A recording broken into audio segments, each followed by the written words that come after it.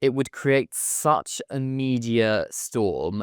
I mean, it would be Megxit 2.0. It would be Prince Andrew Newsnight interview 2.0, or even a Charles Diana divorce level of media story. And I just don't think they would particularly want all of that. I don't think the palace perhaps would want that to play out at the moment, particularly when King Charles is still undergoing a weekly cycle of cancer treatment. Hello and welcome to GB News Originals. You're watching Inside the Palace. I'm Cameron Walker, GB News' royal correspondent, and I'm joined by Dorothy Reddin, Deputy Royal Editor at gbnews.com. Welcome, Dot, and good to be back with you. I've been off for a couple of weeks, but I'm back and raring to go. And while I was off, we had, let's say, a lot of extracts from a new biography about Prince Andrew, Duke of York, detailing some stuff we already knew, but a lot of other quite serious allegations. And we won't go into the details of those allegations. They've been covered quite extensively on the GB News website, gbnews.com/royal. But what it is, though, I feel, is just yet another nail in Prince Andrew's PR coffin. Like, how much lower can he sink? You look at the latest opinion polls, it's on like 9% or something. Yes, he's lower than both Prince Harry and Meghan, the Duchess of Sussex. I don't really believe that there is any way back to the public fold or to even working royal status for Prince Andrew anymore. And I do believe people made their minds up about the Duke of York in November 2019 when that car crash Newsnight interview aired. And I think nothing can redeem him at this point in those people's minds. And I think for people that were sympathetic, I think this new book has just absolutely, like you said, put the final nail in his PR coffin. I mean, there is no real way back. And it's a shame, really, for the royal family because it does taint them, even indirectly. And of course, Princess Eugenie and Beatrice, his daughters, have to deal with the public fallout, his ex-wife, the Duchess of York. So this impacts a lot of people. But yes, and there's a new article in the Telegraph today, which is even suggesting that Prince William could perhaps one day remove his dukedom or even a prince title. So, this is pretty damaging, I'd say. Yeah, and certainly on social media, there's been a lot of calls for, well, currently King Charles to do something about it, as you say, kind of strip his dukedom or his prince title, or Prince William, as you're saying in the Telegraph, could perhaps take more action. But I think what's really interesting and what we need to point out perhaps is that it's not completely down to the monarch to remove a title from a member of the royal family. I think the last time it actually happens was way back in 1917, where a load of German princes had their titles removed because, of course, we were at war with Germany at the time. So it is incredibly rare. But what would need to happen, I think, is an act of parliament, isn't it, Dot? You'd need MPs to vote on it and it to go through the House of Lords and eventually get royal assent from the monarch. It would need a complete unity of Downing Street and Buckingham Palace working together. Is it likely? No, but is it possible? Yes. And I think that possibility is probably really worrying the Duke of York currently, given that he still lives a life of luxury, even though he's stepped down from royal duties. He still lives in a grand mansion in Windsor Great Park, Royal Lodge, formerly lived in by the Queen Mother. The Duchess of York also lived there. So he'll be really worrying about this if he loses his dukedom or his prince title. That will be a huge blow for him because, like you said, he doesn't hold any patronages anymore. He lost all of his honorary military titles back in 2022. So that would really be the last thing going for him. But yes, it would need legislation via Parliament, which would be tricky, but it is possible. Well, it would certainly need a lot of political will, I think, as well. And I think the government perhaps, certainly at the moment, has a lot more fish to fry in terms of what they need to do to sort the country out from whatever mess it is currently in. And also, it would create such a media storm. I mean, it would be Megxit 2.0. It would be Prince Andrew Newsnight interview 2.0, or even a Charles Diana divorce level of media story. And I just don't think they would particularly want all of that. I don't think the palace perhaps would want that to play out at the moment, particularly when King Charles is still undergoing a weekly cycle of cancer treatment. But I think what the Telegraph was alluding to, Dot, and it would be interesting to get your thoughts on this, is when Prince William eventually, takes over, Mm. he may have a different opinion to the whole situation. He may give the green light to certain things, which perhaps his father would be Yes. reluctant to do, because he has less of a personal relationship with his uncle, the Duke of York.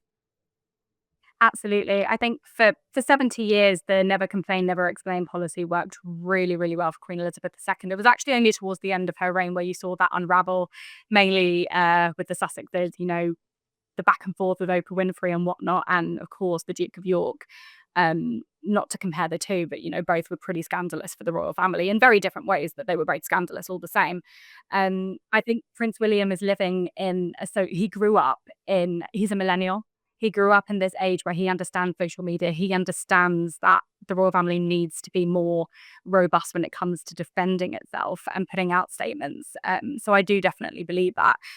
The royal historian Christopher Wilson actually said to the Telegraph that there's no doubt in his mind that William will be the monarch to start pushing back on statements that he believes are untrue and paint the royal family in a negative light, whereas King Charles has continued the policy of Queen Elizabeth II. So yeah, it will be interesting to see. But I agree with what you're saying. I think the repercussions would be enormous if Prince Andrew was to lose his dukedom and his prince title.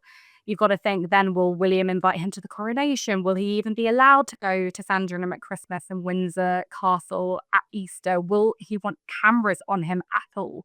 And that will be a huge, huge a conundrum. I'm glad I'm not the one that has to decide that. I'm sure you're glad as well. I mean, you've got to think as well, William grew up with his daughters, Beatrice Yeah. and Eugenie. Mm. He's a fair few years older than them, but there's pictures of them and William and Harry going skiing together at a young age. Would William want to upset them by completely ostracizing their father? Who knows? But of course, that's where you realize I don't think many people in that royal family want to be monarch, because that is a huge, huge crown to bear on their heads. Heavy is the head that wears the crown, right? Like, that's a huge Yeah. decision to make.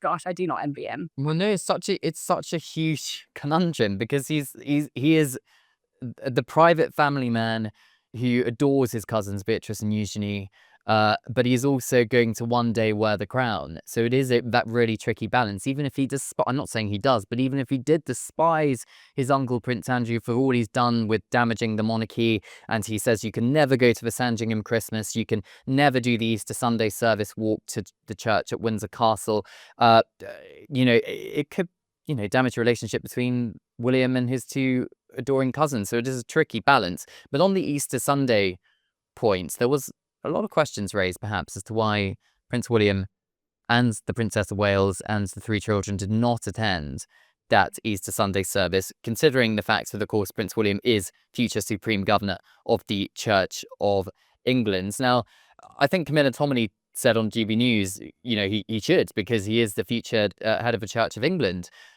Maybe I'm just speculating here, but was there a reason for that? Because, of course, who we did see there was Prince Andrew. Of course, we don't know the reason why. We do know that William and Catherine actually attended church at St. Mary Magdalene Church on the Sandringham estate with Carol and Michael Middleton. So they obviously chose to spend Easter with Catherine's side of the family. And, there have been some Christmases in the past where Catherine and William have spent Christmas with, Pippa James and Carol and Michael before. So it could have been that. But then there was also, the first royals to exit the car out. I was reporting on the day, and the first royals to exit the car were Andrew and Fergie. And you go, oh my goodness, we had no comment from Buckingham Palace prior to that. We didn't know if they were going to go or not. So it was when they stepped out of the car, I think a lot of people's heads were like, maybe that's why William isn't there. Maybe he doesn't want to share the same camera lens. He doesn't want to be photographed interacting with the Duke of York, given all the sordid details that have come out over the years that he's alleged to have done / said. But of course, we don't know the reason. But if people assume that that's the case, I'd be inclined to agree, because I don't think I'd want to be photographed with him.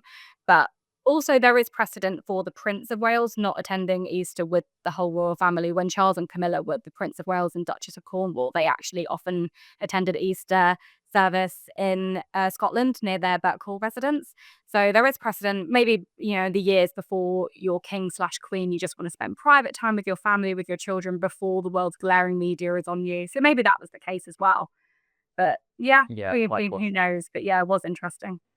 And I think the other point to raise is is, as you mentioned earlier on, the issue of Royal Lodge, because the king can't just kick his brother out, and neither can Prince William just kick his uncle out, because Prince Andrew, for better or worse, has a 70-odd-year lease with the Crown Estate, the private company owned in the right of the Crown, but not run by the Crown, with Royal Lodge.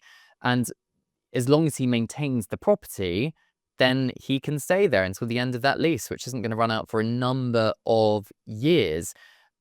The question is, A, is there anything that can be done about it? And B, can he afford the maintenance? Where's his money coming from? And that's the ultimate question. We don't know where the money is coming from, but it was confirmed towards the end of last year that the Duke of York had found the funding to stay living in Royal Lodge, and the Privy Purse confirmed that it was from legitimate sources, that they stopped short at naming those sources, so we have no idea. But yeah, if he can continue to live there, that's the terms of his lease. But if he can continue affording to live there, then those are the terms of his lease. So unfortunately, there is nothing that the king can do about it. There was actually a funny quote, a source quote in that Telegraph article saying the king cannot stop Andrew from going to church, regrettably. It's like that thing of you can't stop him from doing these little things if he is entitled to. And yeah, you're right. He had a 75-year lease to remain at Royal Lodge, which he signed in 2003. So you can do the maths. That's in the late 2070s when Yeah, but no, and if he's still alive, of course, that, there's been reports that he wants to pass Royal Lodge down to his children as well. And so, yeah, he's not leaving there anytime soon. I don't think so. I think this story is certainly going to rumble on. Dot, thank you for joining me on GB News Originals, and we will see you next time. Thank you. Thank you for having me. Thank you so much for watching GB News Originals. Don't forget to like and subscribe for more.